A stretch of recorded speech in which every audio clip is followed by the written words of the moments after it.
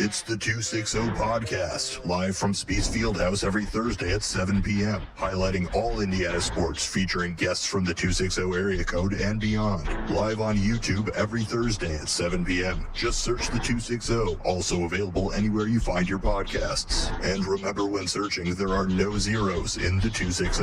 It's the 260 Podcast, live from Spiece Fieldhouse every Thursday at 7 p.m. It feels like we're taking the crown. It feels like we were born to be champions. We were born to be champions. We were born to have a name in the lights, 'cause we're taking a ride to the top, to the top. Born to be champions. We were born to be champions.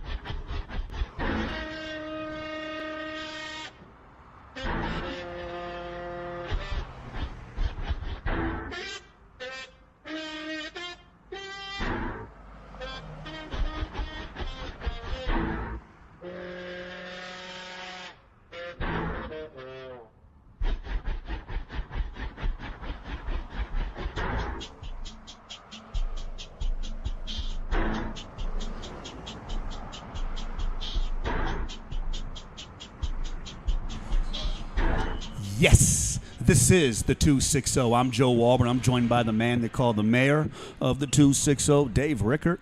We got Matt Brumball in the house. We're about to celebrate that 40-year anniversary, Brumball. Wow. Can you believe it, man? 40 years. 1983. I think the song was, "Let's Hear It for the Boy." You know, don't say anything, Denise, about my singing. That's great singing. I'm excited tonight, man. I got tonight.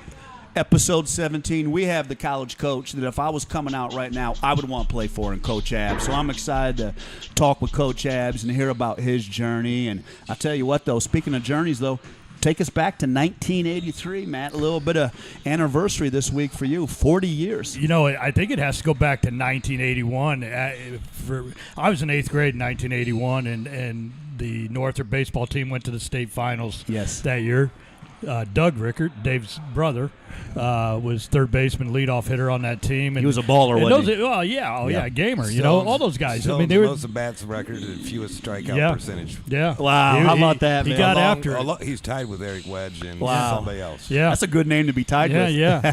But you know, those guys kind of led the way. The program started to get on the uptick, and they got down to the state finals. And unfortunately, Ben Davis was a little bit too much that day. And but young guys like myself, those guys were our heroes. So when we came in as freshmen, we were scared to death, really, of them. But they kind of, embraced us and said, "Hey, you're part of this culture, and we're trying to, keep this Northrop baseball thing going." Yeah, and so '82, when I was a freshman, I got to hang around, with those guys, and I didn't get to dress. I got to dress in regionals. I didn't dress in sectionals. Sure. And I was probably bad luck for them because they got beat by, I believe, East Noble that game in regionals. East Noble got them. But that next year, young ball club, first three hitters in the lineup were sophomores. Wow. We had a senior catcher. We had a senior left fielder and two senior pitchers. And, it was kind of a journey. And I think about, those guys that led the way in '81 and just how they embraced us. And they were happy for us that we were going, made the run that we did. We got beat by Northside in the SAC championship game at our place 3-2. And you think that maybe lit a fire, or you guys? That was the wake up call. It wasn't a wake up call. It was like, we can play with these guys. You know, it's one of those. We were already in a position to win the championship. Got beat by them. And I remember Coach Stavretti saying, he goes, this won't mean a thing, a couple weeks from now because we're going to be playing in sectionals. And so we went through sectionals, and we got to play Northside again. And we beat their ass. We beat How their about ass. that? It was a nice. It was a nice. We beat them. It's been 40 years, man. We that beat doesn't them. mean Hey, that doesn't mean Ain't we're gonna not win. still fired up. Sonar. No. So we beat them. We beat them 10-1, and I mean we got it. Wow, 10-1. And I will tell you that it was. We got out of school early that day because the tournament got backed up by a couple days because of rain. And when we left, it was the most quiet bus ride I've ever taken in my entire life. Guys baseball. just focused. Ready to go. Yeah, we got off that bus and we were ready to go. And I don't know if it was. I don't think we were nervous, even though we were young. We were just ready to go. We were just ready to play. Let me ask you this, because again, you and Dave are so well schooled in baseball, though.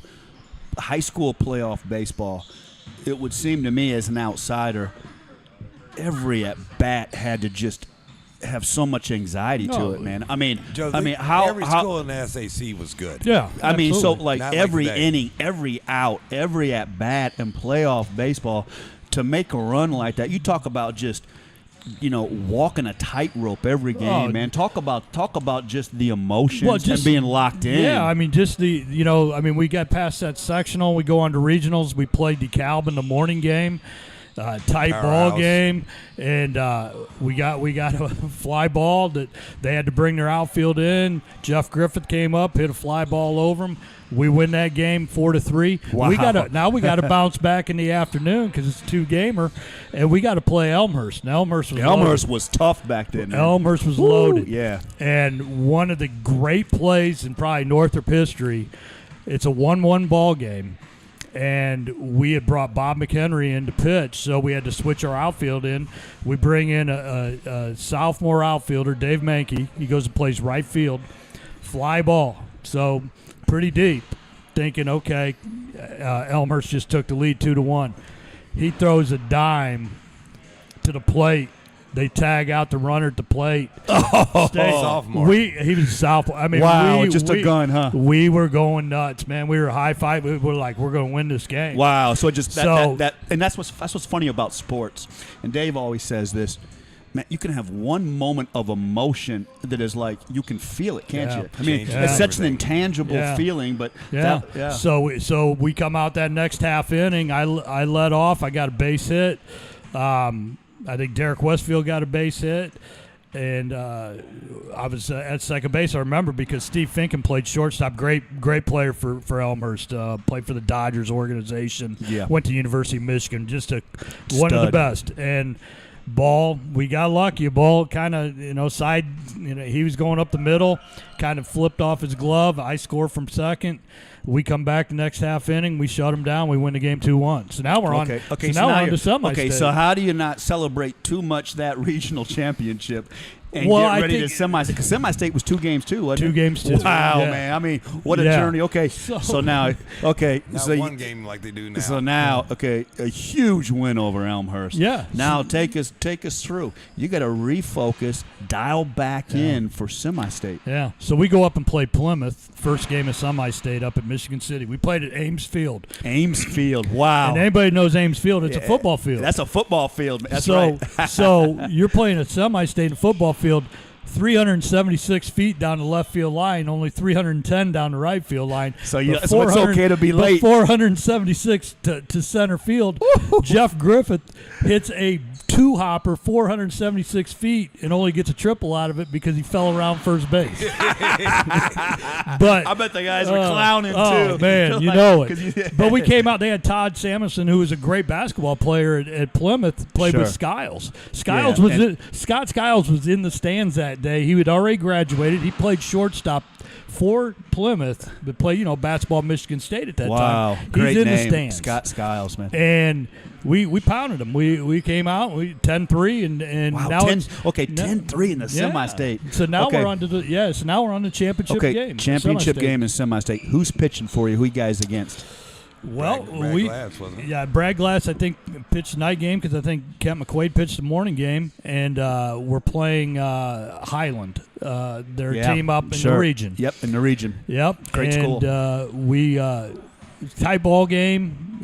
Could have went either way, and all of a sudden we just busted it loose and ended up winning 7-2, and we got so now here we go. Now we've won semi-state. These are guys we're not supposed to win this thing. That's when it's kind of the sweetest. We are not supposed to win this thing. Sure.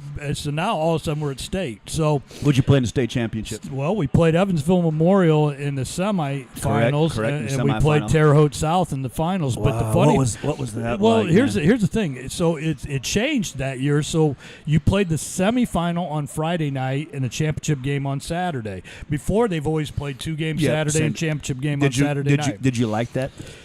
It was strange because you guys were so used to playing those 2 games, the regional semi-state. Joe, with my brother's team, in between games, 3 guys got food poisoning. Yeah. Oh, jeez. Yeah. So maybe that way going Friday, Saturday. Well, I don't know about that because I'll tell a story here in a second. That's why you got to make sure you eat at the right places. If you're going to eat at that King Gyros down south, you better make sure you know what you're putting in your pie hole, right, Dave? No kidding.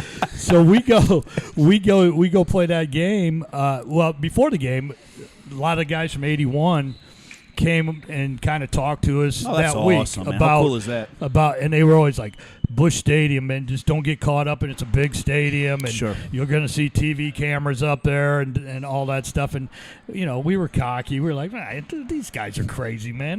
They don't know anything. They're just trying to throw their 2 cents in. We got there.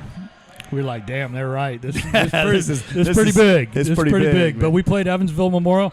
Same situation. This time we sent Dave Mankey into center field instead of right field. McHenry comes into the game to pitch. Mankey throws somebody out to play from center field. Wow. And that just gets you guys rolling. And that held us. I think we won that game 3-1 or 3-2. Oh my gosh! So that's what's amazing about the baseball. I mean, it's such razor thin margins, man. I mean, those last couple of outs, and you've got. you got to have a little luck. I mean, they're short out.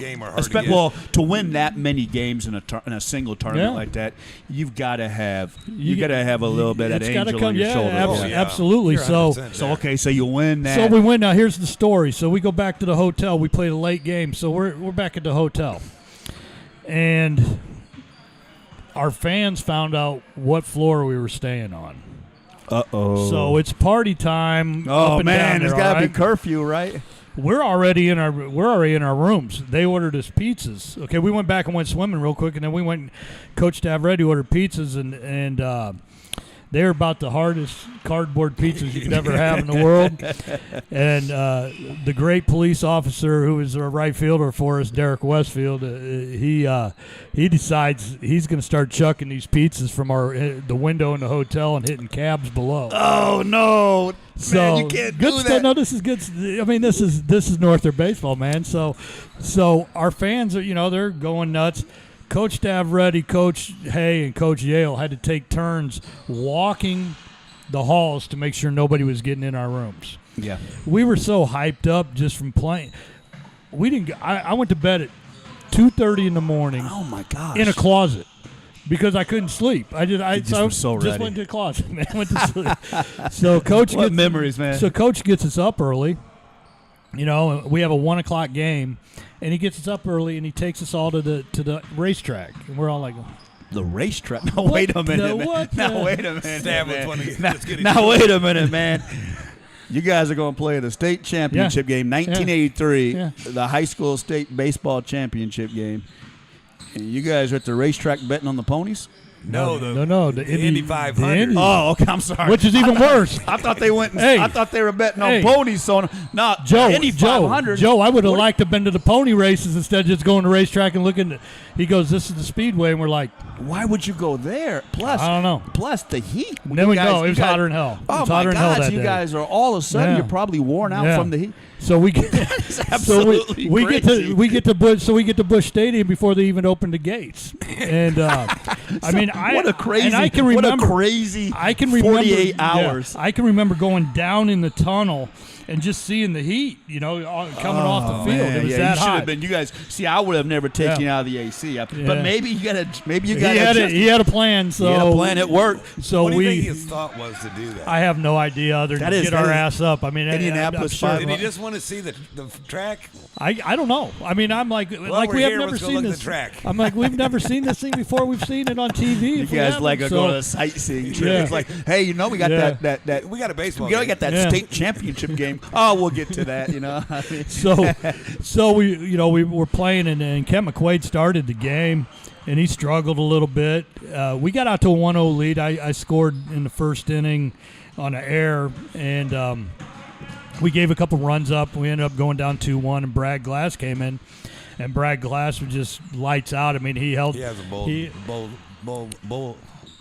bulldog attitude. Yes, he did. yeah, he's just a bulldog. Yeah. So he's throwing strikes. So You guys down 2-1. He's just keeping us right there. And then the fifth inning, bottom of the fifth, Marty McLean, he was a pinch hitter for us, another sophomore, gets on base, starts the inning, and Bob McHenry bunted, but it was unsuccessful.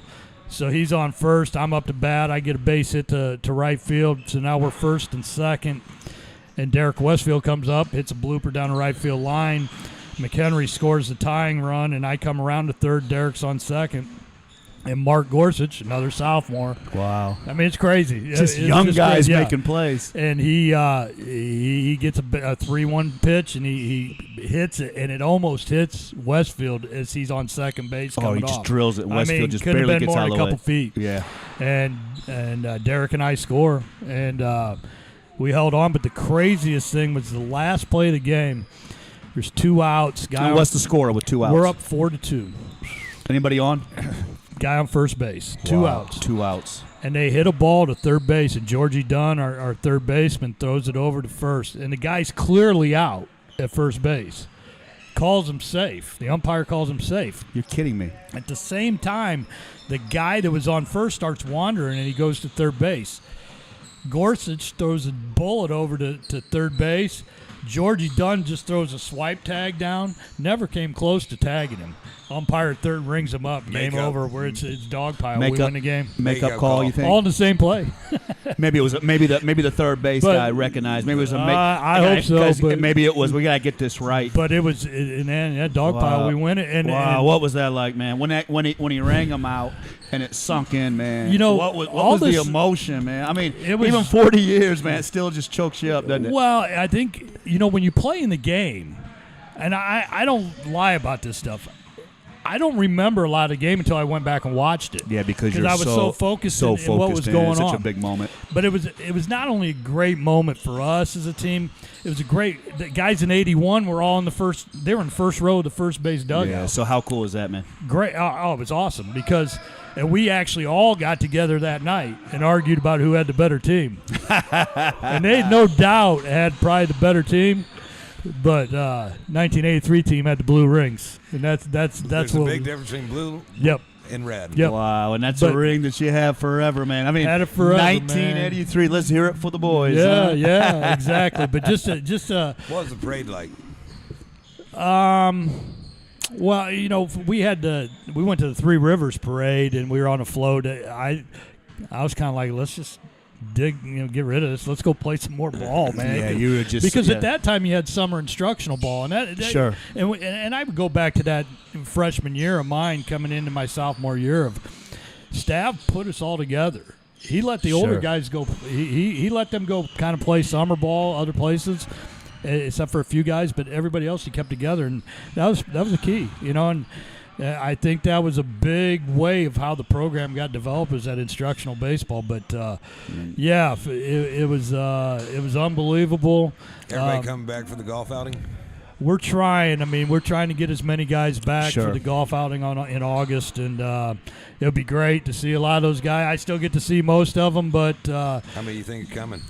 we're hoping maybe 6, 7, 8. Hopefully, get it up to 10. I don't know. We'll see. But just great memories. Great. It's hard to believe 40 years have passed. 260 Classic, the 1983 state Yeah. champion Northrop Bruins, man. We had one of them with us, Matt Brumball, man.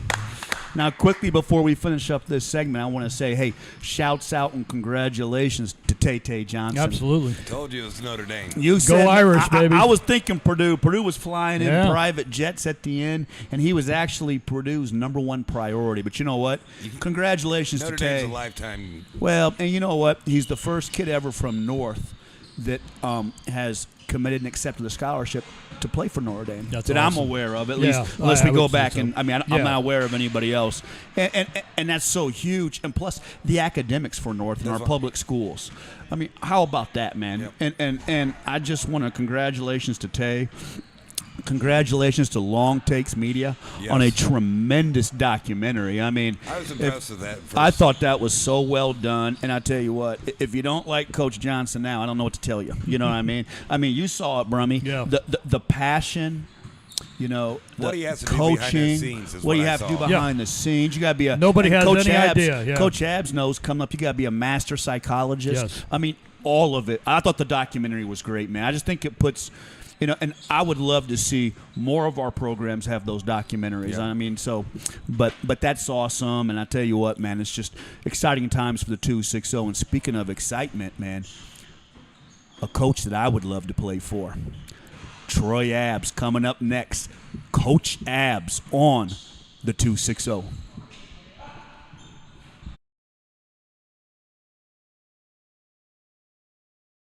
It feels like we're taking the crown. It feels like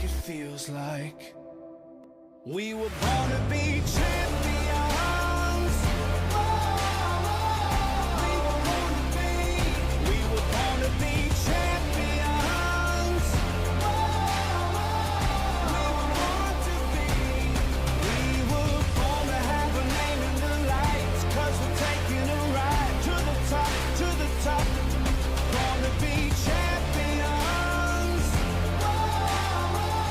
We were born to be champions.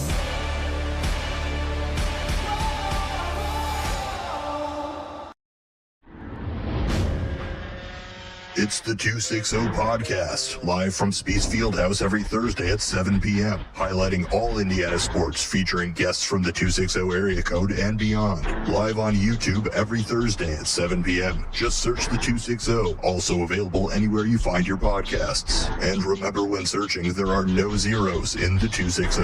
It's the 260 Podcast, live from Spiece Fieldhouse every Thursday at 7 p.m.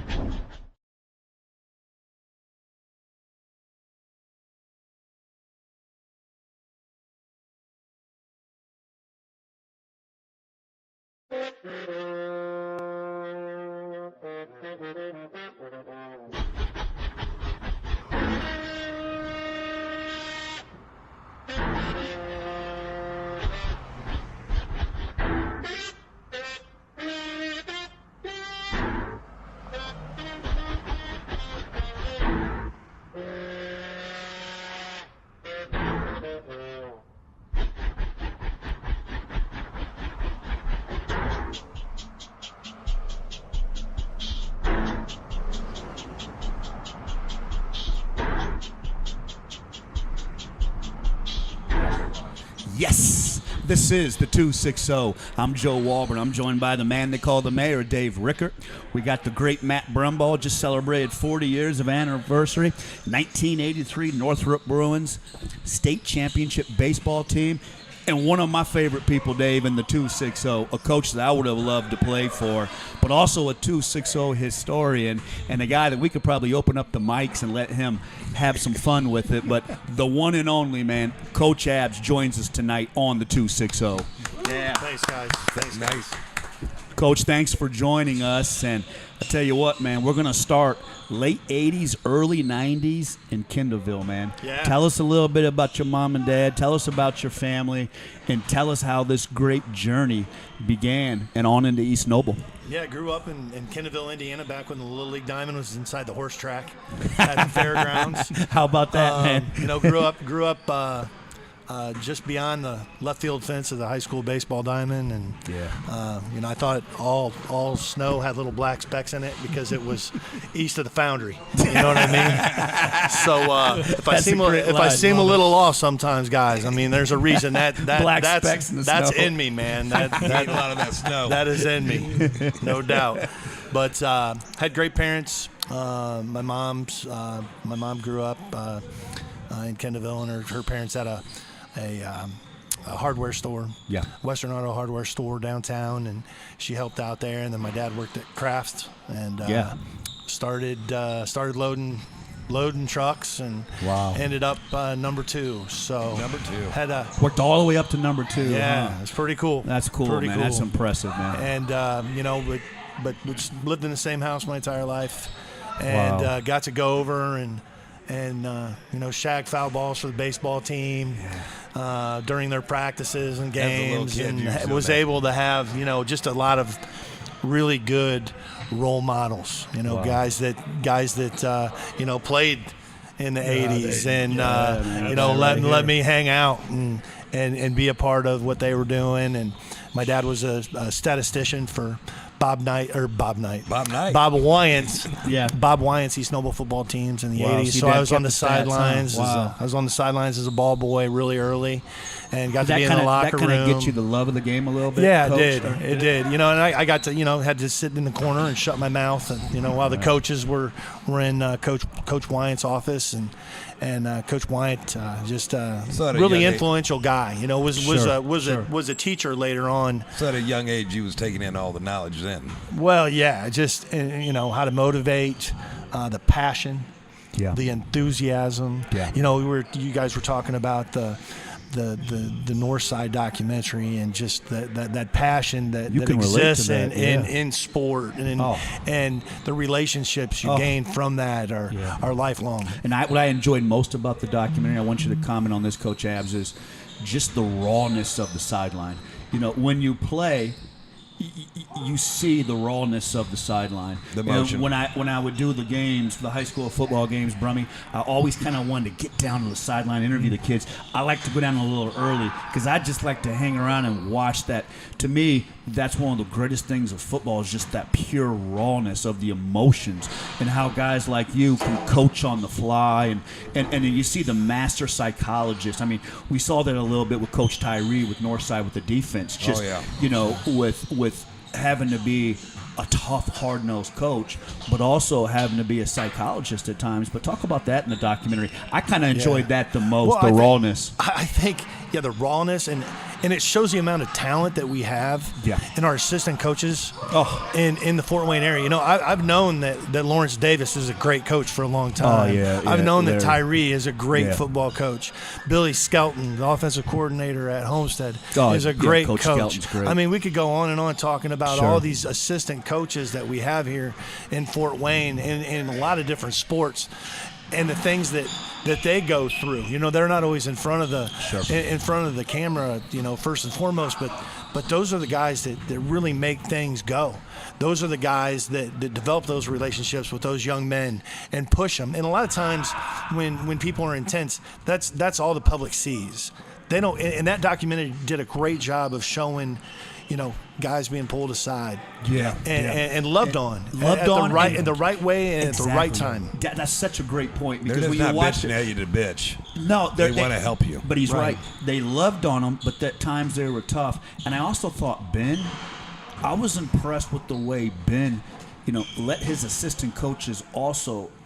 And you can talk to this, Coach Abs.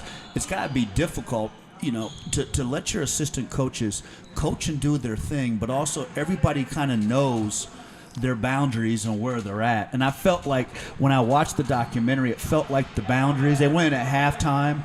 Jalen Flores had the injury, couldn't play the second half. I actually did the Dwayne game, and that was a big issue. When I found out he was out, I'm like, okay, how are they gonna deploy their offensive linemen? But they sat in there and talked and listened to each other, and I thought it really captured the dynamic of a head coach and how he works with his lieutenants. his assistant coaches behind the scenes, man. The most important thing you do as a head coach is hire great people. Yeah. Because Great point. there are so many different things going on within a football program. Sure. So many different sets of knowledge that you have to have. And I don't know that one person in the world has them all. Maybe Belichick. But that might be it. Yeah, it might be and you've got to hire the right people, and you've got to give them the freedom to do what they need to do. But you've got to provide the vision for the culture, the expectations, and you've got to, as a head coach, hold everybody accountable to that culture. Your players, your assistant coaches, and yourself too. But let me ask you this. That's a great point. So you have to hold them accountable. Like a guy like you, who is a fantastic defensive coordinator, then you become a head coach. How do you delegate and let go, though? I mean, is that difficult just to be like, okay, I know I hired the right guy. I got to delegate this and let this go. As a head coach, how do you let go with some of that stuff? It was difficult, and one of the things that when I became the head coach is I continued to call defense. Yeah. And I talking to a lot of people that did it. Pat Narduzzi did the same thing at Pitt. I was lucky enough to learn a lot of football from him while he was at Miami of Ohio under Coach Hepner. As a young coach, I'd go down and learn from these guys. And I asked him, I go, what do you do? He's like, well, this is how I got the job. I want to keep it. And after a while, being a head coach, you start to understand that you're needed in so many different areas. Yeah, so many responsibilities. And he's done the same thing. Tom Allen started out as a defensive coordinator, and he relinquished those play calling abilities. And as you talk to different people, you just start to grow, and and envision what it should look like and how things should run and what the relationships between your players and coaches should look like. And you spend so much time, if you're doing it right, doing that, you don't really have time to call ball. Gotcha. You know what I mean? Makes right now sense. I decide if we punt, and I run our punt team. I decide if we go for two. Your special teams. And, because you got so much. But you do. You're the CEO, and you got to have a CFO. You have to have a controller. You have to. As a head coach, you have to be the CEO. I mean, you have. That's what it is. I would tell you, and I said this probably an episode ago. I don't know everything. Yeah. When I was coaching, Right. and Coach Abs would say the same thing. It's you have to trust your assistants for one thing, and make sure that they're on the same page, and you don't have any of this back talk, or squabbling or behind the back stuff. Yeah. If it is, you got to nip that in the bud right away. But you shouldn't have that if you hire the right people. And that's number one lesson I learned from Coach Stavretti was surround yourself with good people, and you'll have a good program. Yep. So, Okay, Coach. You got the discipline, the toughness. You've got the management skills. Let's finish up with your mom and dad a little bit. Yeah. What did you take from your mom and your dad that really kind of ingrained those skills that have made you successful? I think that there was an expectation that you should always perform to your potential, if not outperform your potential.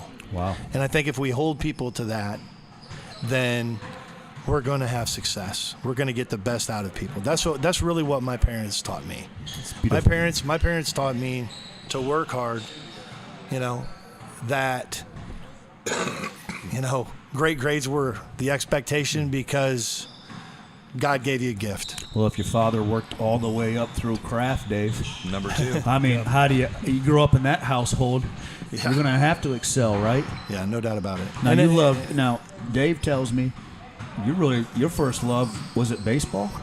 I love the game of baseball. I'm married to football. I always know say, you are. but I like to flirt with baseball every once in a while.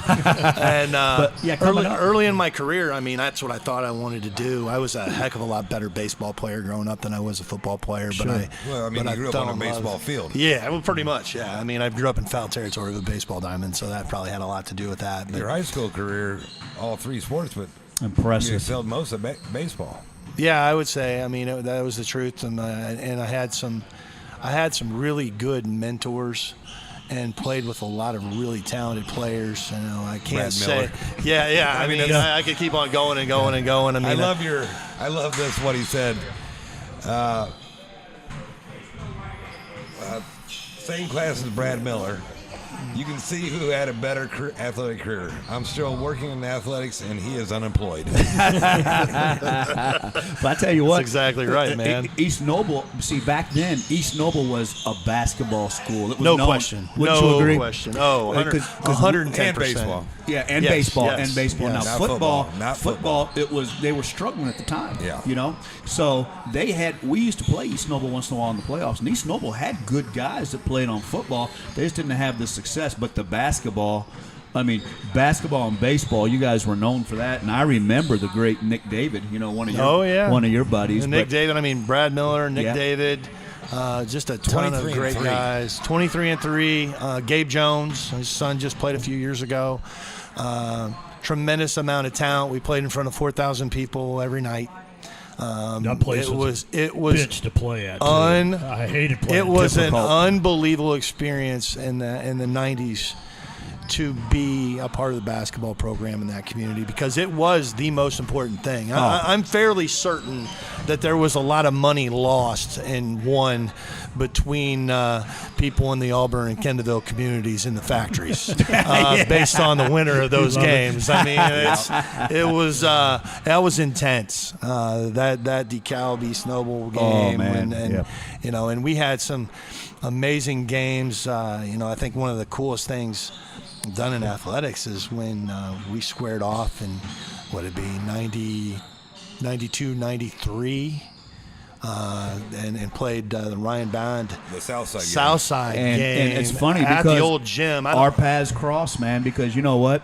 I played on that team. That was the 93 Southside team, Dave, and we went I don't say we were 26-2. We lost the first game of the season to Huntington North. And I tell you what, we couldn't get a call down there, man. The Bulls couldn't win down in Huntington, but we scored a basket. We got a tip in to go up 2 with the 2 seconds left. They inbound the ball. We get away. The kid launches it from the other end of the court. Nothing but net. We lose by 1. Oh, my. Well, that's And then great. He can complain about that, but what you need to also realize is we lost the Southside game by 1. Yeah, and you know what happened? Brad Miller had a hung on the rim. dunk, Hung on the rim. supposedly hung on the rim. They took away the Yep. basket. Oh, wow. Gave the technical, so they got to shoot the technical, and then I forget who the kid was, so they get the ball and they shoot a 3 Yep. and hit it. Yep, and that was yeah. He's absolutely right. Did he We hang- played, did he, so we Joe? played that night, and it's funny because now you'll appreciate this, Coach. Our best player was Ryan Bond, and I grew up with Ryan Bond. Ryan Bond was about 6'6". Yep. And this was the first game in the high school he was going to play somebody bigger than him. And we watched the tape, and I thought, wow, man, for a kid to be 6'10" or 6'11", Brad Miller moves pretty good, but he's got a really nice touch. And I told Bond, I said, man, our coach was always like, we're playing man-to-man no matter what. I said, man, you better push him off the block because I think he can just turn on you, and he's got a real nice touch. And you guys had really good guards. And so we come out, and I'll never forget it, before the game, Bond's taking a shower. I'm like, bro, are you that nervous? And the gym was packed. I said, bro, are you that nervous? And they were like, you guys had 1 loss and we had 1 loss. It was like 2 against 5 in the state. Yeah. And the place was packed. And the game was just tight back and forth. And it was pretty close. And they got a play, and it was right in front of me. And I didn't want to foul him because I knew he was going to dunk the ball. He dunked the ball. He did not hang on the rim. He dunked the ball, and they were going to go up maybe like 3 or 4 on us. And the game was just razor tight, and they were so good because Coach Johnson was such a great coach. He's and whenever amazing. we played East Noble, they never would make a mistake. And so he dunks the ball, and they called him hanging on the rim, which I thought was just a horrible call. We actually, if I remember right, I think No, that you was didn't. How did Southside not have a breakaway rim? No they kidding. did. I mean, I know they should. they didn't. We were on They the other did. end That old laughing. gym I was didn't. actually on the other end laughing because we were like, that was a gift. And then we were able to get ahead 4. You guys hit a 3. We got 4, and they hit a 3 at the end of the game, and we won by 1. And you'll appreciate this, Coach. We went in the locker room, looked at each other, and we're like, Thank God. we didn't deserve that. I don't think we were the better team. Bond, I think, maybe scored 2 or 3 points that night. That's it? Brad Miller. I love Ryan Bond. That's my guy. But Brad Miller was all that and a bag of chips. I mean, we had never played a kid that big, and you can speak to this, Coach, who had that kind of touch. And he was only a junior, and he hadn't developed his strength yet. So we were like, I remember after the game, we were like, wow, man, did you see when he drop stepped and turned, how soft his touch was? I mean, we were like, ooh and on. And we actually enjoyed playing the game because the guys were great. There wasn't like a lot of like when we played games, there was always a lot of talking. There wasn't a lot of talking. It was just mutual respect. And then what was interesting was you guys lost to South Bend St. Joe's in the regional final, and that was the team that put us out in semi-state. But, Chris Quinn and Pete yeah, Schmidt. Chris Quinn, and we got beaten semi-state. But that was a great night of high school basketball, man. What was No it question. Like, what was it like playing with Miller? So here's the thing. Now explain what happened the next year. I was this tall when I was 14 years old. Yeah. So my freshman year, I played JV and some varsity, and Brad played freshman because Brad was like 6 foot. Yeah. Lake Grove. Then sophomore year, Brad played JV, was like 6'2". Yeah. And yeah. Brad was a 2 guard. Brad why won. he- You know, that's why they he used had to to have. touch. They used to have the Knights. That's why he had to Beautiful touch for a kid. Well, that they big. used to have the Knights of Columbus, free throw shooting contest. He won it like every year. Yeah. Wow. So he's like 6'3", and then by the end of the season, our sophomore year, he's like 6'4", 6'5". Yeah. Here we go. Then come into our junior year, he didn't start the first half of the season. I remember that because we were scouting you guys. He and we came were like, in, yeah. Where's We're Miller? like, where is this kid? And then all of a sudden, man, it was like, I can't remember because the coach said he was only about 6'3" the year before. Yeah. And all of a sudden, man, he's like, and then when we got out there that night, it felt like he grew another inch or two. I mean, It was unbelievable. His development was that summer, exceptional. That summer, and then and throughout the season was just unbelievable. I mean, I can remember we're sitting in practice and we had a half court scrimmage, and all of a sudden he just goes up and rebound dunks, and we're like, what? Yeah, what happened? What just happened? So Brad was an awesome teammate and an awesome person. And Yeah. it was nothing but good tough. things It was about tough him. that he wasn't with us his senior year because Coach Katie wanted to go to prep school. I really believe we would have won a state championship. We won 16 games without him. Yeah, that had to be so tough for you guys. It was. Because, It was. I mean, Did you guys have any talks with him? Like, come on, man, stay. Nah, you know what? I was in the middle of football. I didn't even know what was going on. Oh, Yeah. All I knew is that like 3 people weren't at practice because they skipped football practice to go take him to the airport. Like this all happened It was quick. wasn't really it? quick. I remember it was quick. Yeah. And I didn't even know it happened until it was over. It's a shame. And it was terrible. So yeah, we get to play in the Hall of Fame Classic, and I'm playing center, and I'm just and instead of Brad Miller, it's a huge disappointment. I'm sure that's for a lot why of people. you wrote that. Played without, unfortunately, without. Miller. Yeah. So that was, but that was a cool experience too. Having the experience of going down and playing in Chrysler Arena in Newcastle and doing that. But yeah, I mean, but it was cool. Are you guys all Cool still in experience. contact? In my job, I'm lucky if I can stay in contact with my family. I know. You know what I mean? I To know. be completely honest, as far as between my job and chasing around my kids, You're busy. yeah. it's Last pretty week you said crazy. you was really busy because you took in, was it 3 D1 players or 2 D1 players? We were able to secure some transfers from the portal. Yeah, you're busy all the time, man. Yeah, That's yeah. awesome. Well, I tell you what, we're gonna take a quick break. I want to hear a little bit more about the baseball of East Noble because he was a really decorated And baseball summer player. baseball, wasn't And it? summer baseball, and then we're gonna go on down to Hanover, and I want to hear why you chose Hanover and not that D1 baseball scholarship. So Yeah. I tell you what, we got the great Coach Abs on tonight on the 260. So coming up next, finishing up at East Noble, and then on to Hanover on the 260. Hanover Panthers.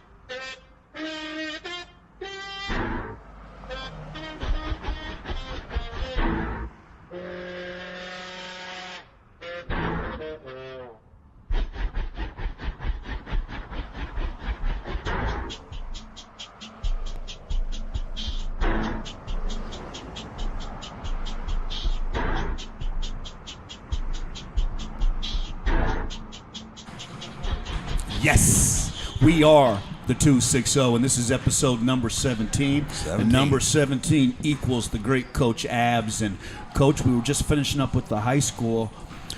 A lot of success playing baseball, and it felt like that baseball success combined with your success with football. You played both sports then on down to Hanover. So talk a little bit about finishing up with all the success baseball at East Noble, and then that kind of drove you and gave the momentum down to the great school Hanover. Yeah, we had a phenomenal baseball team at East Noble when I was there in the early 90s. A lot of talent. I played with 9 guys that actually played college baseball. Tons of them played around here. Yeah. The best one was Chad Jordan.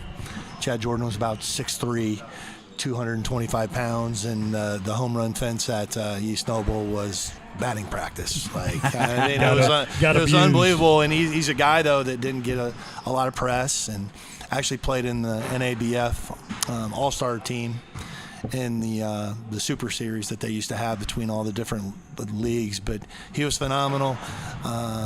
Wasn't highly recruited. Back then, before technology, you're in Kendallville, you were pretty hidden. You were hidden. You weren't gonna Unless you're Jay Great.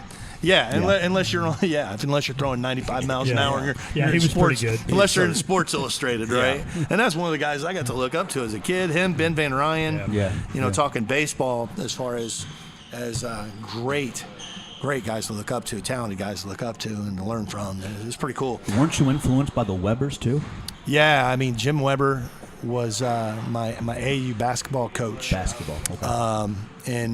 Brad, when I was in Brad, and I was on a team with BJ and Brian Coretta. Oh yeah, the Corettas, man. And Brad Weber. Brad was a phenomenal basketball player. He didn't play in high school, but he could have. He could do anything. Baseball, football. He was a fantastic high school quarterback. One of the best. Maybe one of the best ever played for DeKalb. Would you say, Coach?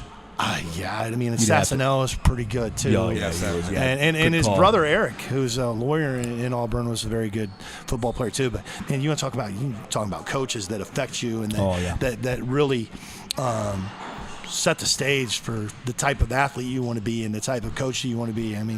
Their dad was a phenomenal, intense, demanding guy that I think the world of looking back. But like baseball wise, played a bunch of great players. We won 3 sectionals in the 4 years I was in high school. The only year we didn't win, the only year I didn't win, wasn't part of a sectional championship team, was our senior year. Unfortunately, it was the first year we were moved from the DeKalb sectional to the Lakeland sectional, and Lakeland was opposite us in the bracket, and they drew Howe Military, who forfeited. So we had to play 2 games to get to the championship, and they had this tall 6'5" lefty named Rudy Bowles that could sling it. He could sling it. That we had to face, and we ended up, I think, getting beat 4-2, something like that. But it kind of stunk because we had to use the bulk of our good pitchers get there. And so that was kind of disheartening. It was always fun going to regionals from there to South Bend, but we didn't really get that opportunity. So then summer baseball. Summer baseball was where I learned the game. Yep. I was able to play for the legendary Colin Lister. Yep. Colin, how does an Australian guy end up owning the Comets and having one of the best summer baseball programs in the country? in the country. No doubt They about beat it. Midland Oil. We did. Wow. It was not Midland Oil. It was Midland Insurance. Insurance. Was It this was before it was Midland Oil. Yeah, it was Papa Joe Hayden, Yep. who's legendary Yep. in Cincinnati. Graff. During George Graff was his head coach, and then they changed a few years later, and this is before Midland was a sold-out brand, because now there's Midland teams all over. Oh, but yeah. but it was the Midland Redskins, Yep. and they had top-notch talent. That's where Griffey played. That's where Barry Larkin. Barry Larkin Chris played. I mean, you Sabo. keep on going. You go to their Wow. website. It's absolutely names. unbelievable how many big leaguers play. But we were, Ealing, Danny from Norwell threw a gem against them when I was 18, and we beat them, and it was unbelievable. Wow. It was I've never seen Colin so happy. And One of your friends, Brad Brown, was saying that you also beat the Indiana Bulls. Yeah, we that did. season. We Wow, did. We man. beat the Bulls that season. And they had Scott But Rowland. Scott Rowland, I was catching Kadish Evans. Kadish was one of the best pitchers in this area, left-handed pitchers in this area in the 90s. He played at, he was from DeKalb and then pitched at USI. I was catching him. We were playing at Indiana State. And Scott Rowland hit a ball that probably only went about 60 feet high out of Indiana State. Wow. It was Really? it was unbelievable. We did beat them, and then came back the next day and got beat by their B team. But but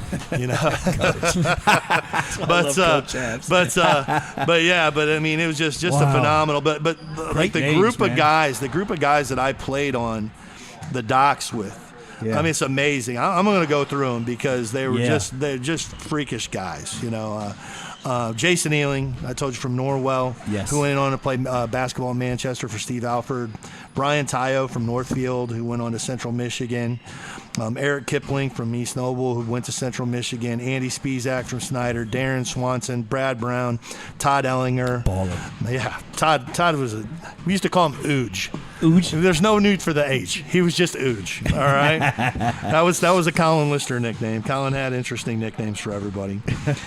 Brad Brown. I already said Brad. Mutt Harris, Damian Harris from Eastside, who's now a surgeon in Indianapolis. Wow. You got Sean Koslick from Leo, Matt Erpelding from Snyder, Andy Belier from Leo, Tough kid. Matt Yoder from Dwenger, Kevin Irons from Carroll, Kirby Miller from East Noble, Brad Weber, Josh Barnett, and Kadish Evans from DeKalb. And someday, maybe if I ever get to step into my 18-year-old body again, I just want to play a doubleheader with those guys. just awesome guys. And Brad was so talented.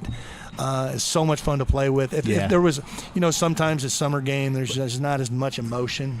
He would make sure there always was. Yeah. So we would stand out there, and if it'd get quiet, he'd go, "Hey, batter." That was Brad's way of saying. But that's the type of leader he was. That was him saying.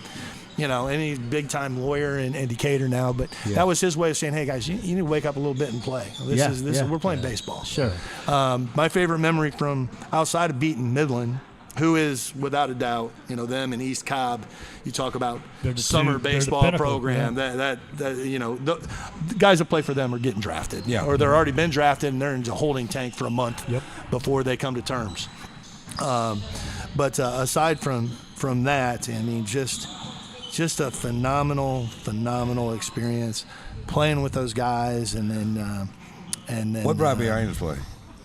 Kevin was the third baseman. Sorry, I said He could could swing it. absolutely swing it. Yep. Yeah. Became a first baseman in college. Yeah. But and his son, so I got to be careful who I mention and everything because of my job. But he's got a really good son coming up at Carroll. Yeah. But just a great group of guys, man. What? I know you love the baseball. I saw a picture of your son on Twitter. Yeah. Now I see. And you know what, man? It was great, man. I was like, man, is that Troy? Or is that I was. I mean, it was like a flashback, wasn't it, man? Yeah, man, it's crazy. I wasn't as big as he is. Like I weighed. I mean, and he can vouch for me. Okay, I weighed about I weighed about 215. Yeah, He he wasn't playing weight back then. Yeah, but my son, like, I mean, he's a large human. I think get back to the baseball. I think it's sad though that Connie Mack League is nowhere. It was a special thing. It was. Baseball has become, We need it in my opinion,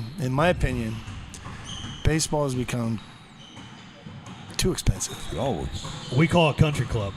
Yeah, It's become a country club That's a sport, great take. unfortunately. That's No. why I love the show, Dave. I mean, here's Coach Abs. you're talking $5,000 a year. He just told you what's wrong with the. That's a great take, man. Because I mean, we used to, you used to be able to play if you weren't a travel team. You scheduled your games on Saturdays. Yeah. 18U had Saturdays. Stan Musial Crumback League had Sundays. And then we went every other day during the week. So you didn't have to be on this travel team and travel all over the place in order to be seen. And to be honest with you, when we had our city tournament, Yeah. there would be 15 scouts. they were there. I mean, there were pro scouts, there were high school, college, there were college sure. scouts. You name it. Interesting, huh? I mean, Coach Windmiller and I, Brett Windmiller and I, Carroll kept that league going as long as we could. Sure. Well, you And it and just Brownie got to the coached point. together. Yeah. Brown helped me with the docks, and I coached the docks after I got done playing in college for 6 years, and Brown helped me, and Windmiller and I were the groundskeepers and kind of ran the league because there was a league at that time. I mean, you played 28 games in town and then a league tournament, and then based on your league tournament you would go and play in a regional tournament, whether it's NABF or WABC.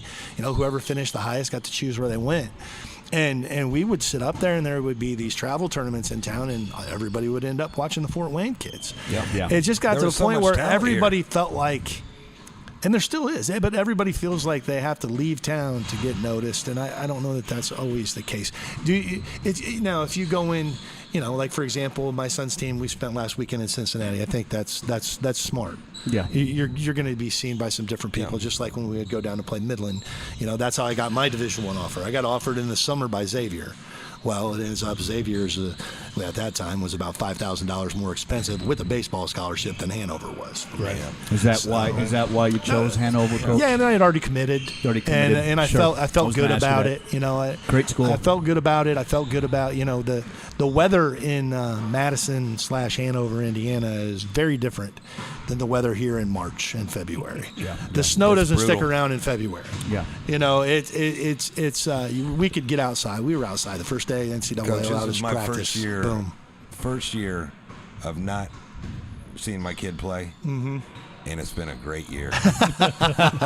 You spend, between two boys, damn near 15 years of doing baseball. Yeah. It's got to be an adjustment, though. Now they're starting in February. Oh yeah. It's brutal.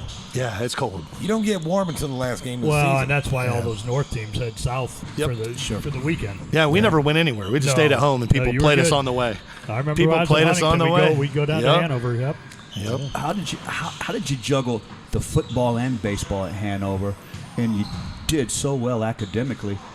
Was it just the time management from your mom and dad, or how did you juggle that in college to play two sports?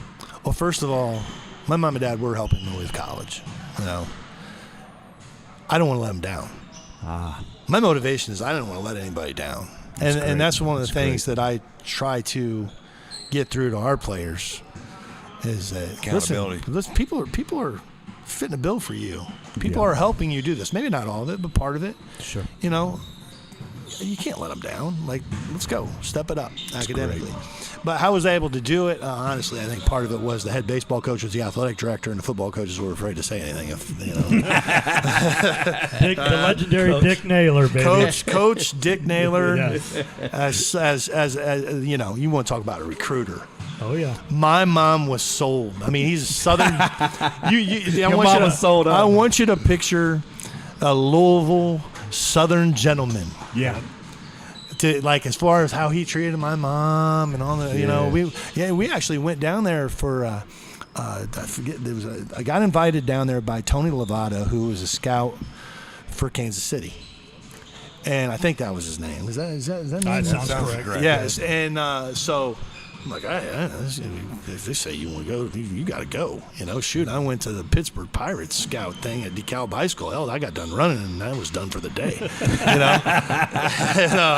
I'm going to this. I might actually be able to hit. And you got to tell the Sparky Anderson story. Yeah, definitely. Yeah. But so it was. I went down there, and Coach Naylor met my wife, and then all of a sudden there's 4 football coaches there, and I had a good tryout, and they had a guy there that was an alum, big-time recruiter named Les Fox. And there's all the hospitality rooms are the Les Fox hospitality rooms. And he called every other day. Every other day. Even if he knew we weren't there and he was just going to leave a message, he would call at least every other day. The football coaches would call. Coach Naylor would call, handwritten letters, and it's beautiful down there. It's very. I'm at a just as beautiful place in Trine, but it's a beautiful place down there. Beautiful. I was there Sunday. And then, but as far as let's see, we've been in the fall of 1993. Football practice had just started. I got a telephone call, and it's a scout from the Tigers. It's like, hey, we would like you to come and to our invite-only tryout day in Tiger Stadium. Tiger Stadium. And so what was that like, man? Well, I hung up on him because I thought it was somebody just playing a prank. I can see Brownie doing that. Oh, no. I mean, we did that to each other all the time. I mean, what's the best prank ever? You're with your group of guys, and you're at a restaurant, and you get the waitress to come ask one of the guys for an autograph, and like pretend like they know who they are, right? So and then the guy calls back, and it was actually the owner's son. Oh my gosh. Illich? What's that? Illich at the time, or is that that's probably somebody before him? No.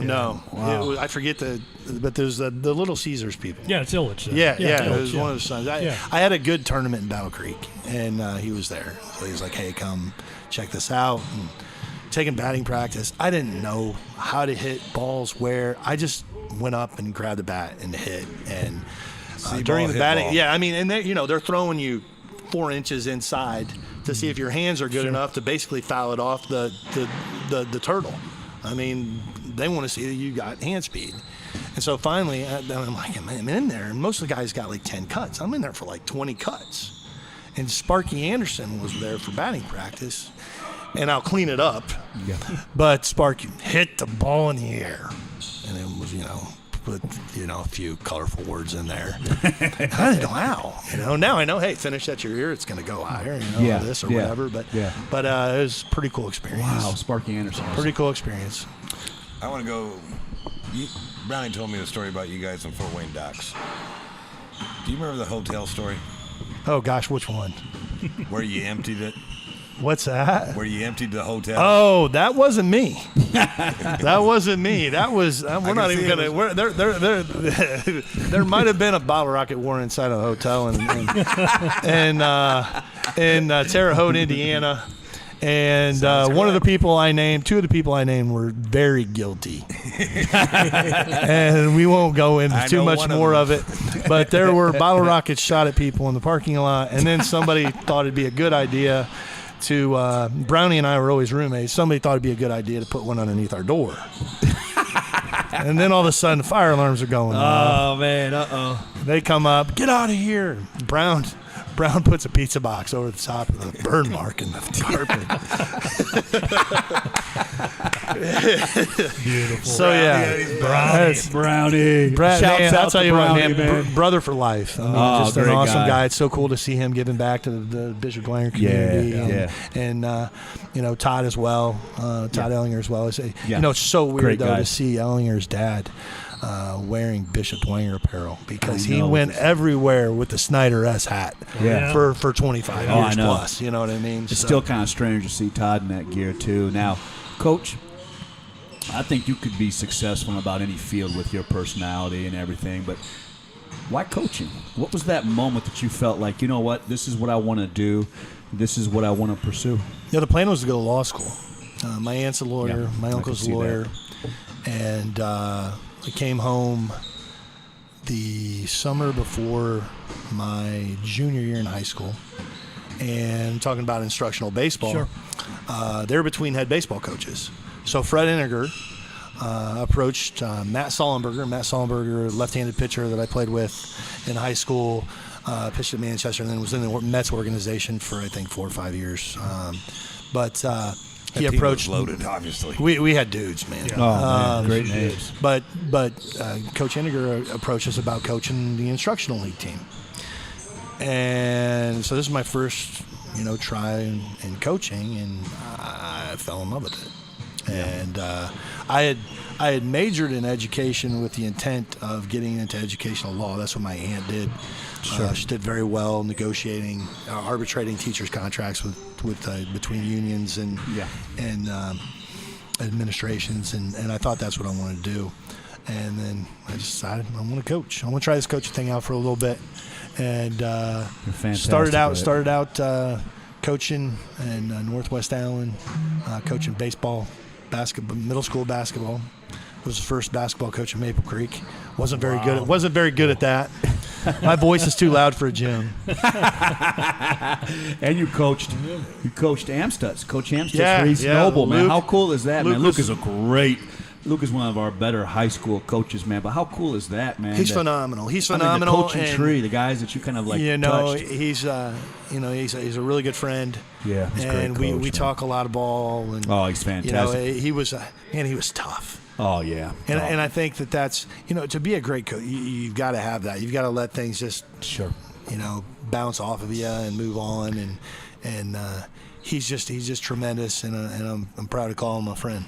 And so you continue on with your coaching. Talk to us about the relationship and all the fun over at Lakeoffs. Yeah, I was gonna say. And Dave's looking at me, and Dave's like, "Joe, we got to get to Lakeoffs and Coach Land." I Yeah. love Matt Land. By the way- I had some fun with Coach Land before too. Thanks to But- Lakeoffs for your Super Bowl. That's party. right. That's right. They hooked us Exactly. up. Lakeoffs is just fantastic. But talk about the great environment over there. Guys getting together, talking ball. It was awesome. I mean, And number at the- one, you got to hang out with staff, right? He was there. He was there. That was his home. I He mean, was there. So no, I mean, Talk about that. So my wife and I started dating shortly after I moved back to town, Sure. and her roommate was waitress at Lakeoffs. Yeah. So we went and hung out there, Yeah. and Jimmy had just bought it. Yeah. And he hired his beautiful sisters and a lot of other just good people. Yeah. Great people. And over there. so, that were pretty. And because of that, I think about every young coach in Fort Wayne hung out there. hung out at Lakeoffs Yeah, see, more Coach- nights than they probably would have. Yeah, and Coach You Land know? was coaching over at South at the time, Dave. Coach Land was actually at Northrop as the offensive coordinator with Coach Stinson when I first met him. Oh, Matt's yeah. 99. That's Yeah. when Northrop got to the semi. Say, oh, Matt was a great Stinson's coach back too. up at East Noble. Stinson was a great Yep. coach, Matt Stinson. I love Matt, but yeah, Yeah, so I became really good friends with Matt and Ryan Hall and a lot of those guys. Great and, guys. And our friendship kind of blossomed. You come coach with us. But I had a great teaching and coaching situation in Northwest Allen, and so I never really left. And then Matt got the Freedom job. yes, He was like, "Hey, come coach for me." What do you want me to coach? Offensive and defensive line. I was like, I don't know anything about offensive line. I was a linebacker. In high school, I played quarterback and tight end. I don't know anything about offensive line. So I passed on it the first time. And then the second time, he's like, hey, why don't you come coach the defensive line? there we go. Ding, so, ding, ding. So I'm like, okay, I'll do that. And had an amazing time coaching were those great guys. games. People don't Yes. realize Yes, they were. how much fun and how Exciting. much talent and exciting those games were. It was fun. There was Yeah. a lot of talent. It was exciting. We played too deep into the summer. Yeah. And because of Yeah. that, it wasn't. And the Coliseum's probably too big for it. looking The back. lease agreement. I mean, same thing. Probably running into a little bit with the Man Ants, to be honest with you. Sure. But it was fun. I learned a lot. Learned a lot about people. Learned a lot about owners of semi-professional or professional turns semi-professional teams.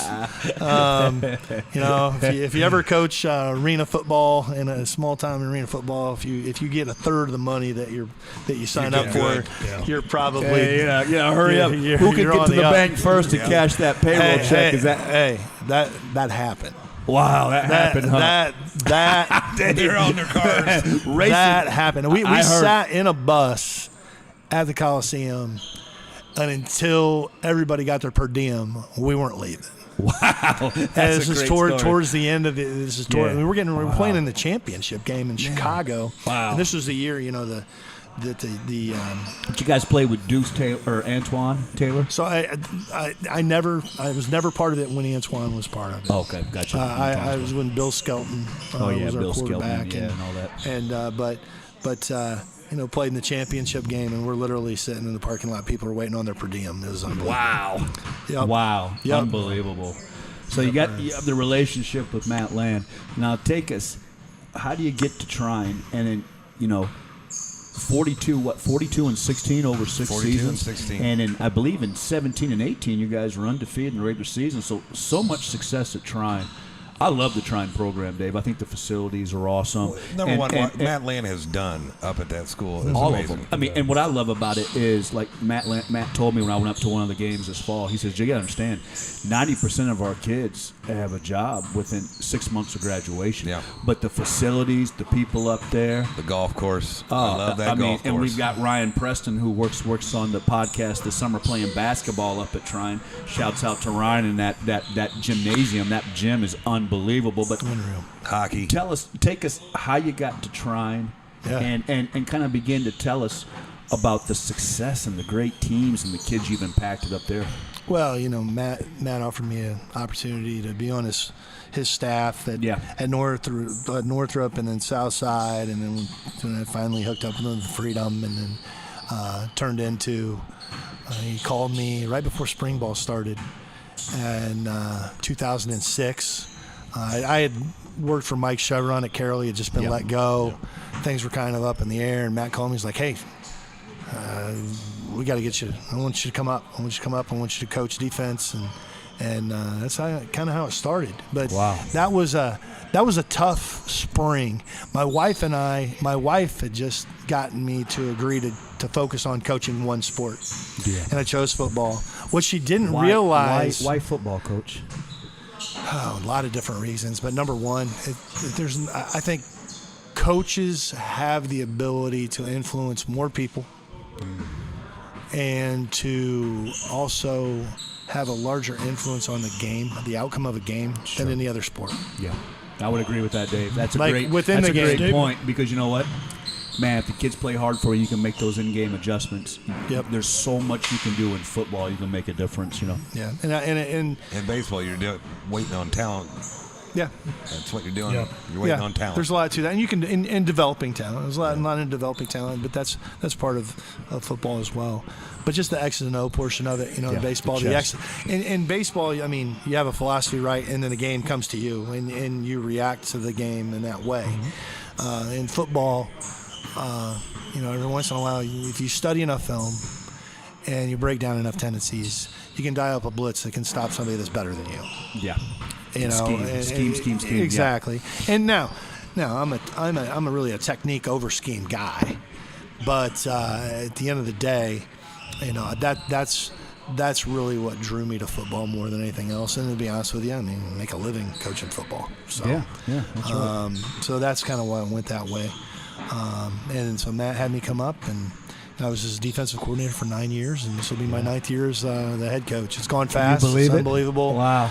And at the end of the day, it's about recruiting. It's about talent development, and it's about making the game fun for the guys. Well, I'll tell you this. Do you like the porthole? What's that? Do you like the porthole? No. It's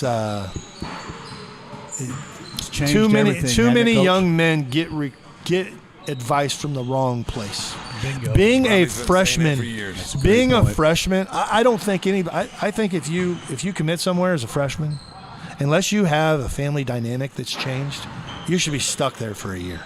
I agree. Yeah. Because Totally agree. it doesn't matter. Great point.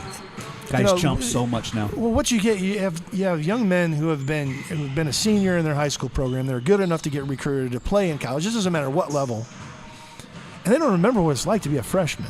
Yeah. So now all of a sudden they're on a team that doesn't have a freshman team. Yeah. And they're sitting there and they're waiting for the first time. Yeah, wanting to play. But the experts at home are telling them that the whole world should still revolve around them. Yep. That's exactly right. Well, I'm pretty sure that 18-year-old didn't look like that when they were 14. And they're not going to look like that when they're 22. So that's one of the things that's really difficult about the portal. Do I think everybody gets in the portal for the wrong reasons? Some people get in the portal for the right reasons. I mean, it's a really complicated thing. But when you see young men jump in the portal a week, I think I counted like 500 kids got in the portal the week before the second semester started. Unbelievable. semester. Yeah, Okay, it was so unbelievable. when that happens, what's especially the Division I guys, what's that coach going to do? Their scholarship is gone. Yeah, you're done. Yeah. And there's a week until the school year starts, or until the semester starts. There isn't enough time to get you admitted and visit places. So Great what I point. tell kids is this: unless you know where you're going ahead of time, don't get in the portal. Yeah. If you know where you're going, great. You know, college coaches talk through high school coaches. They're not supposed to. The division, but that stuff goes on all the time. Sure. You show me the best football player in Northern Indiana every single year, and I will show you 3 kids from his high school that get to walk on all of a sudden at MAC schools. Yeah. Why is that? I have a direct line of communication with somebody. If they're not happy at Notre Dame, or they're not happy at Michigan, or they're not happy at Ohio State, I have a direct line of communication with those guys. Yeah. I mean, it's just changed so much. Hasn't it's tough. It is tough. It's tough, and it's not really what's in the best interest And you don't of know the young men. You don't all know the who time. you have the trust in those players. You Well- might be talking to them and think you got good trust with them. In their mind, in their back of their mind, hey, I'm out of here. Right. I And for talk to me, a lot. it doesn't affect our level. It really doesn't affect our level. And if But we it have kids that are high achievers, and coach, I'm getting a portal. Great.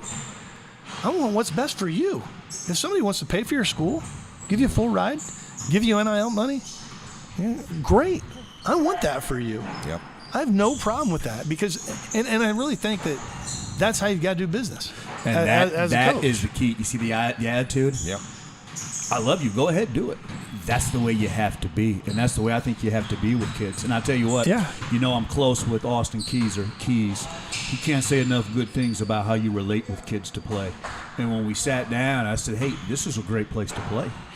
You know, you have a coach that cares about the kids, that's going to be able to relate with you. You can speak with him, you know, dig in. Make that your school. It's a great school. Stay committed there and play all the years. You know, so it's foreign to me to see kids jump.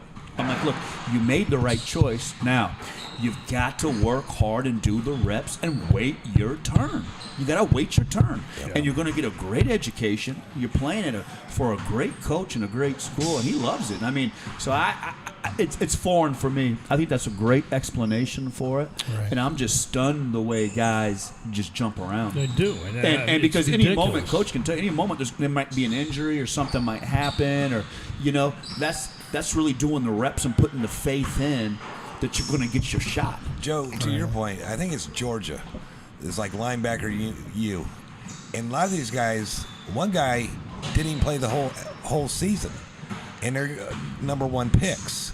Yeah, the It's guy like from Georgia, he tore his pec muscle. He's a tremendous player. 4 guys in a row Yeah. did not play 2 years of Georgia football. I think the only way I kind of could see it, because I was kind of in this situation, I got deep on the depth chart at Cincinnati. If you're a quarterback, once you kind of get locked out, man, you're kind of locked out, you know. But I think every other position, I think it's nuts.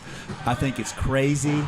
I would never jump from a school like Trine or a school like that to maybe go try to walk on at a D1 Right. school, because you know what? I know how they treated walk-ons. You know what I mean? I'd rather be a bigger fish in a smaller pond, and I'd rather be able to be at a place where I know I can play. It's a great environment. Well, when it comes And I'm down to it, man, you're hitting it right. You're hitting the nail on the head. There are really only 2 levels of college athletics. There's the highest level you can possibly play, and there's the happiest level you can possibly play. Oh, that's a great line. That is and they beautiful. And they might be the same That's thing. beautiful. But like, I Yes. got a brother played in the Big Ten, played at Indiana, played football at Indiana. And you know what? He's 6'7", 315 pounds. You know what? You know what? He played 16 plays his senior year. Yes, that is it. The highest level and the happiest level. I was That's a a great junior. analogy. I was a junior college All-American. And you know what I did at Cincinnati? Clipboard. What was that, Coach? Oh, that was the Pirate Suite. Okay, let me write that down. What you got next? You got trips left, backside pull. Okay. It was the most miserable time of my life because you know what? I didn't play. I stood there and Chara plays. Now, boy, did I get an education. I learned the game. But Coach is absolutely right. I think that's something that I hope people take that away from the show, Dave. I think that's the highest level and the happiest level. That's the best I've ever heard describe it. But also one other thing, Coach. Last fall on Twitter, you came out and laid it down with high school kids what it takes to play college football. Yeah. You were talking about GPAs. When I come into school, this is what I expect. As we start to wrap up here, go back through that again. Because I thought, man, that day when I think Jake Smith sent you a message, and you were just like, you were on fire. What you expect from high school kids. Look in the camera and send that message back out to those kids again. When Coach Abs comes to school, what's Coach Abs looking for? Well, I think it's every single coach that goes to a school. Number one, the first question that any coach, regardless of sport, is going to ask is, what's their GPA? Yes. What's their GPA? If your GPA is a 4.0, you can get recruited by every school in the country. Yep. If your GPA is a 2.6, there aren't very many schools that can recruit you. And if it's below a 2.5, you can't play Division I football. And please listen to this out there, what he's saying. Because guys, please too many people. I mean, there are tons of examples every single year in the Fort Wayne area. Yeah. Too many people that are phenomenal athletes do not get it done in the classroom because a lot of and this is statewide, right? The requirements for eligibility, because not every student athlete is going to go on and play in college, is I've got to pass all my classes, or I can only have one F, or I can only have two Fs. Sure. But that GPA doesn't equate to eligibility by NCAA standards.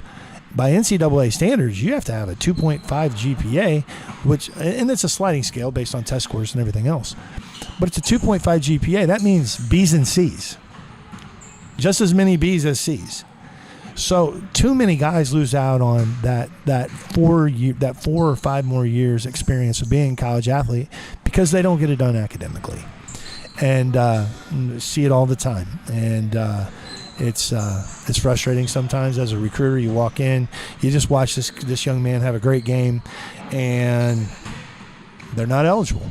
They're not, and it's frustrating. And it's over.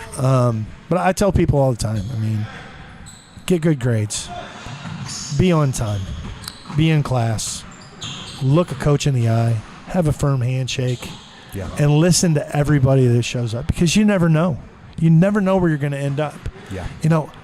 Unfortunately, offers in today's day and age mean absolutely zero, nothing. An offer basically means, hey, man, I think I want to talk. Yeah. And then a committable offer means, hey, we seriously want you. But even that can be pulled at any time until signing day. It's ugly, and it happens all the time. See, that's what happened with Kamari Juarez over at Snyder. It was a dance with Eastern Michigan. And it's a shame. And we're going to offer it's coming. Yeah. It was just a dance. And you're just stringing a kid on. And that was hard to watch. Well, okay, so on their end, and we don't have limitations, and we don't have scholarships that could have for happened athletics. to C.J. Davis, by the way. He got close on that. But the bottom line is, if the kid that was being recruited by Michigan State is all of a sudden available, it's dominoes. If I don't take him, now he's going to beat me at Western. Right? He's going to go to Western Michigan. He's going to beat. It's the pressure. It's an imperfect system. I wish that there could be an earlier signing period, get it all out of the way, because there are so many unrealistic expectations and kids with aspirations really higher than their ability levels. Yeah. And unfortunately that's the case. There's so much emphasis on being D1, being D1. I want to be D1, I want to be D1. I'll take my son for example. They're like, oh my gosh, he's huge. He's tiny. In the grand scheme of things, he's 6'4". Yeah. Okay? But at Michigan camp last week, he got to learn that he's not very big. Yeah. They're gigantic, and through experiences that, like when he was younger, I took him to an Indiana practice, to one of their bull practices when he was in middle school. He's like, Dad, their corners are as tall as you are. Yeah. Like, Yeah. But the bottom line, when kids are looking for colleges, if I can provide one more piece of advice, the number one thing they've got to be able to do, they got to be able to live there. You got to be able to live wherever you go. If they can give you a full ride. If you can't live there, you're going to leave. Yeah. Right. Second, they've got to have what you want to study. Right. Third, it's got to be a good program. What's their job placement rate like? Yeah. Well, yeah, okay, yeah, you can go get this degree for free at this place that you love, but the average salary for that is $25,000 a year. Yeah, it's probably not worth a degree. All right. So then after that, what's the cost? And how long is it going to take? Then to pay athletics, and then athletics. And I tell kids all the time, the goal is to have a car payment, not a house payment. That was the biggest mistake I made when I chose and went to Cincinnati. I was so focused on playing D1 ball. And I got to Cincinnati, and you'll love this, Sonar.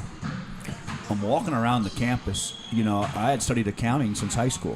And when I went to junior college, they actually gave me a test in junior college for math, and I tested the highest of any kid that ever played in junior college. The coach pulled me aside. He said, "We have a problem."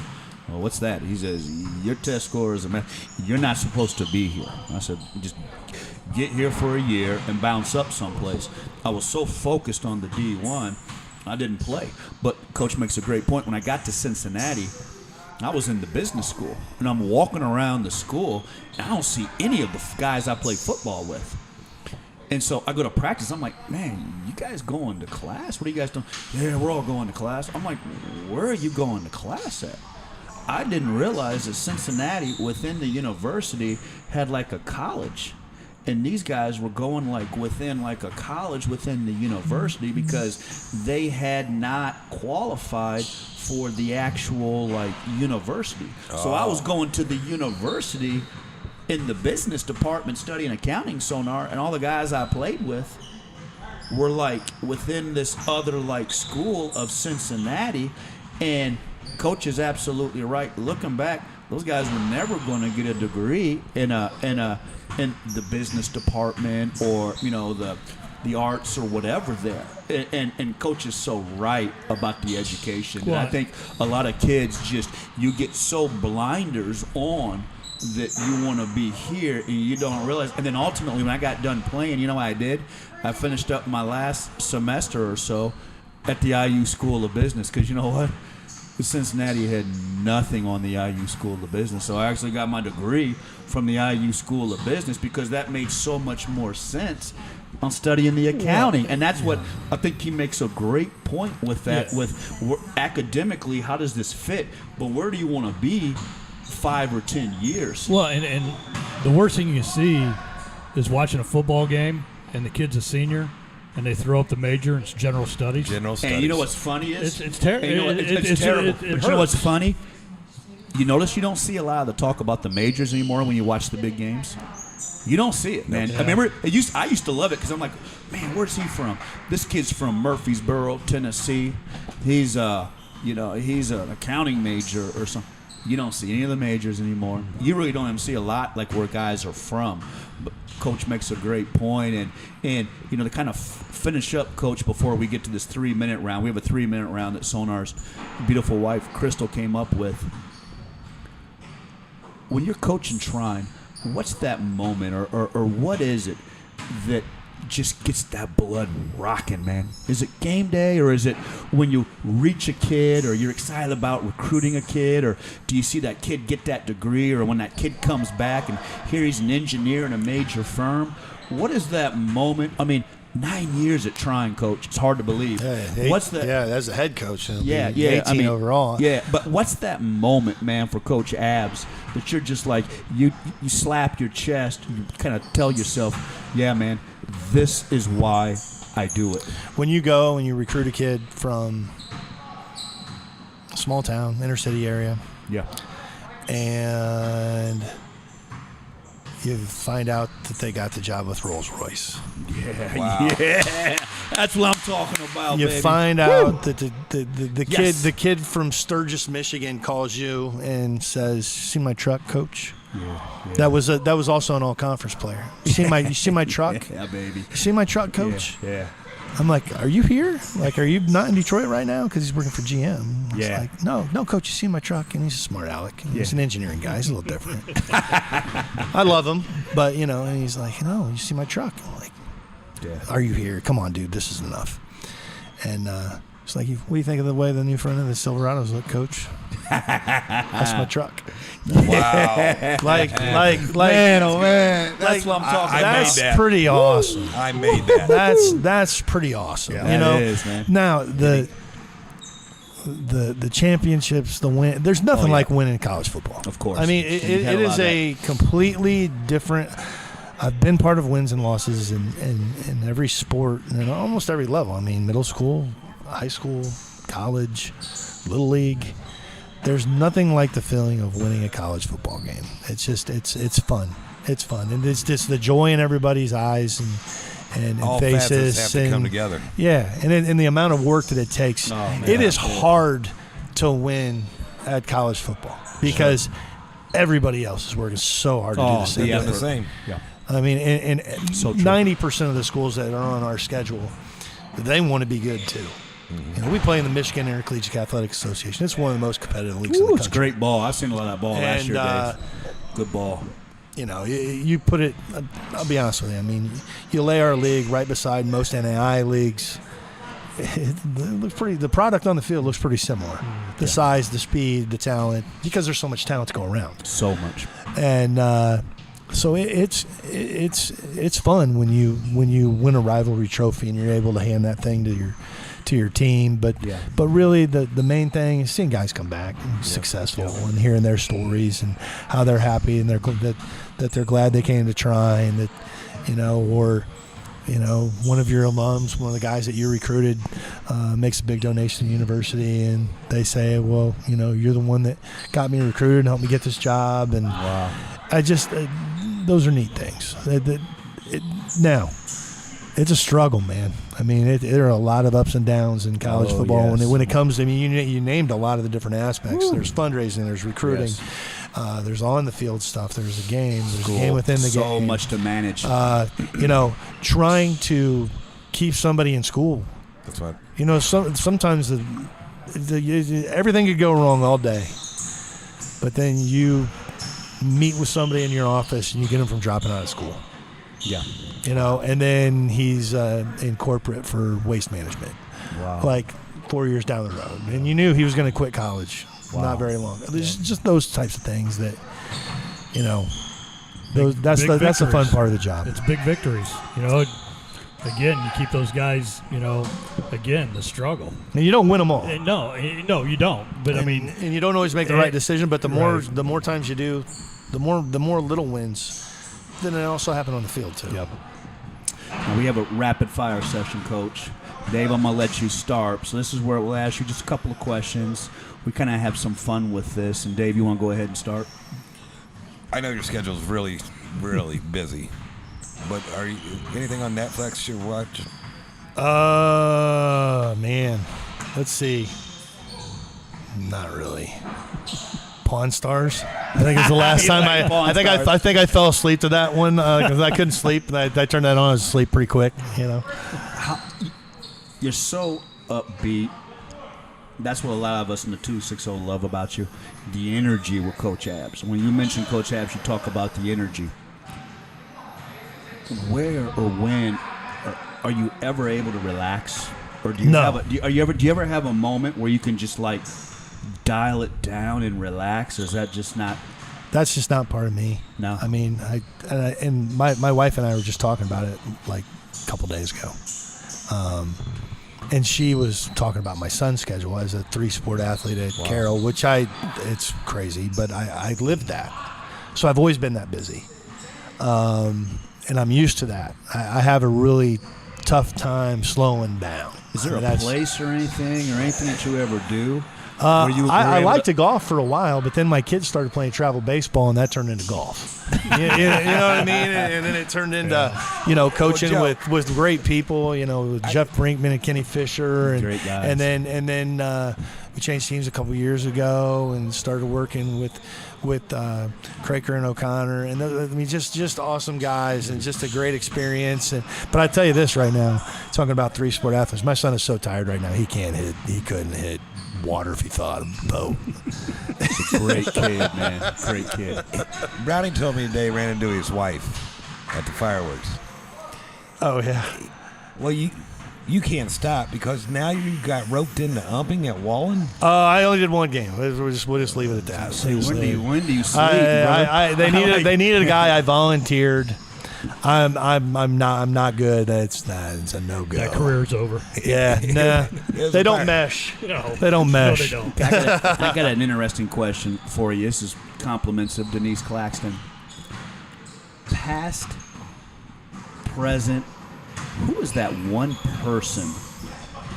Can be anybody that you'd love to have a cup of coffee with and maybe pick their brain or talk to. We've had great answers on the show. I mean, we've had all kinds of, Muhammad Ali. We've had Martin Luther King, Dave. Jesus 3 times. Jesus 3 times. We've had a lot of great answers, but who is that one person that Troy Abs, past or present, would love to sit down and have a cup of coffee with? Boy, oh boy. I mean, obviously, Lord and Savior Jesus Christ. Of course. Number one. But I like to list things in threes. Okay, go ahead. I'd love to have, I didn't mention my grandparents on my dad's side, but I'd love to be able to have a cup of coffee with my grandpa who's been gone for a long time, and with my father, because I lost him back in 2004 at a young age. But just to kind of bounce some things off of them, Sure. and ask their opinion on what's going on in the world today. But I've just had. They would be shocked. Dave didn't hesitate. Nope. They'd be shocked. They're rolling over in their Yes, graves they right would. now. But I mean, I've been lucky. I've had a lot of great friends, had a lot of great neighbors, had a lot of great coworkers who are also great friends. Yeah. Had an amazing group of coaches growing up that I think really formed me into who I am today. Marty Johnson was an amazing coach. Yeah. He was The presence about him, didn't he? He was bored. I mean, he was Bob Knight. Like let's. I mean, he Tough was guy, but Dave. He was tough, but he cared about you. And I remember. I mean, I remember at one point in time I was having a tough time with just, what I want to do with my life. I'm 18 and I'm in Kendallville, Indiana, and he invited me over to his house. Really? And I was at the point. I mean, I was upset with him, but then he invited me over to his house to spend like four hours just talking, and it was awesome. And that's the kind of guy he was. And my college football coach was just an amazing guy. C. Wayne Perry. He's a Hall of Famer. Man, I was running through a brick wall for him. He didn't say a lot.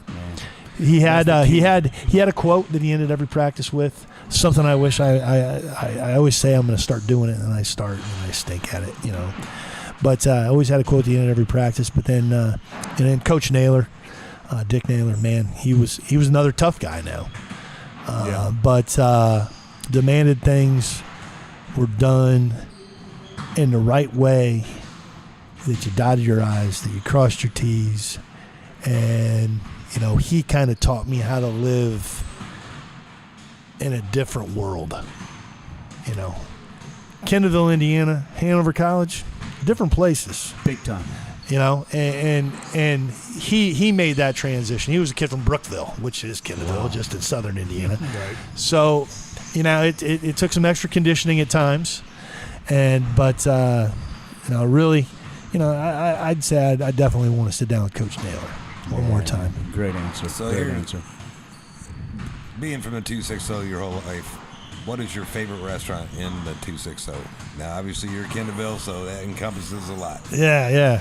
I'm a Pine Valley Bar and Grill fan. I'll be honest They with you. got the best nachos in town. They got great nachos. They got a great grinder now. Make their own salsa, own Yeah, chips. it's really now. But that goes back to the old Juan days, right? But bottom line, like if you're gonna get a sausage roll, you gotta go Lake House. You gotta go Lake House. Shouts out, man. Last question. What was your greatest sports moment? That could be a moment for you or a moment coaching. But when you lay your head down at night, Coach, and I don't think you get much time.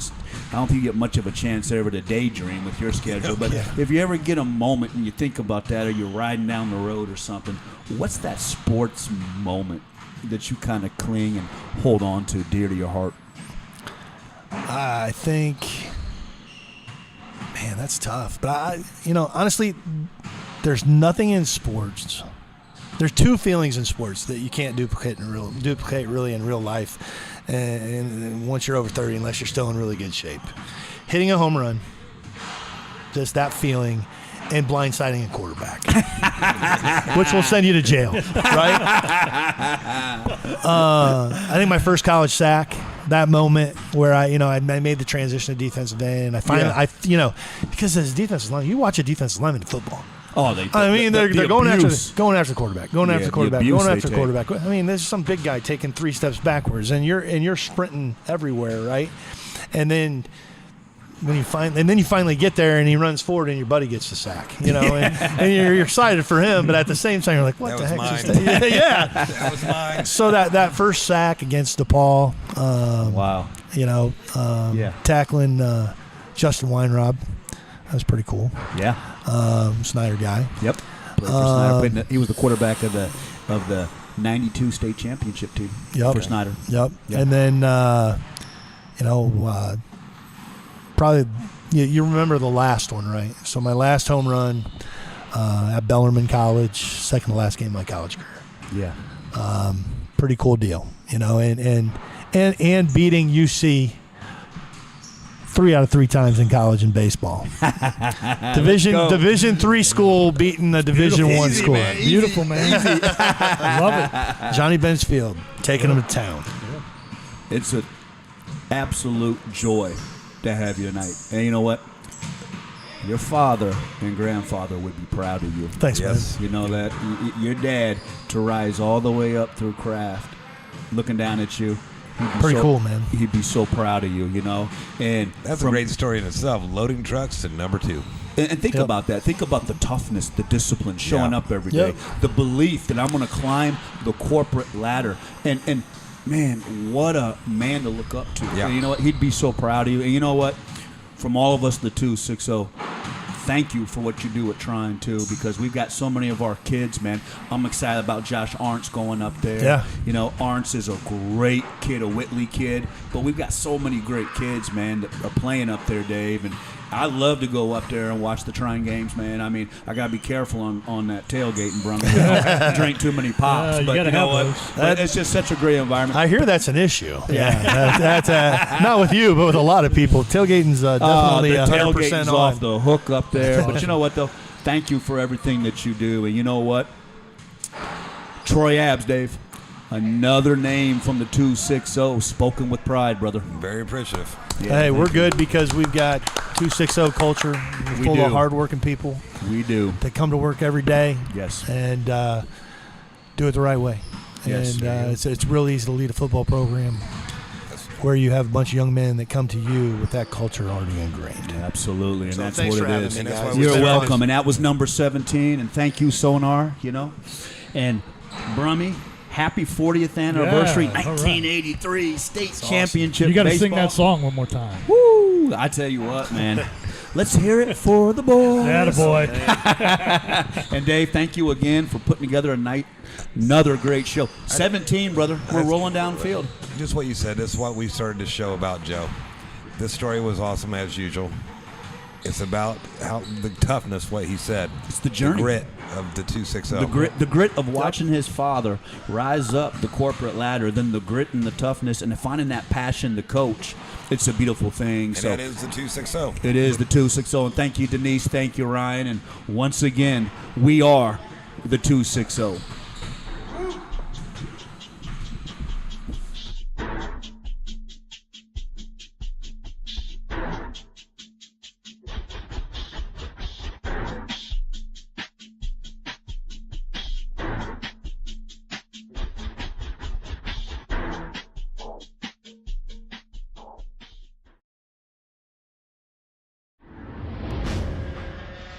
It's the 260 Podcast, live from Spiece Fieldhouse every Thursday at 7 p.m., highlighting all Indiana sports, featuring guests from the 260 area code and beyond. Live on YouTube every Thursday at 7 p.m. Just search the 260, also available anywhere you find your podcasts. And remember, when searching, there are no zeros in the 260.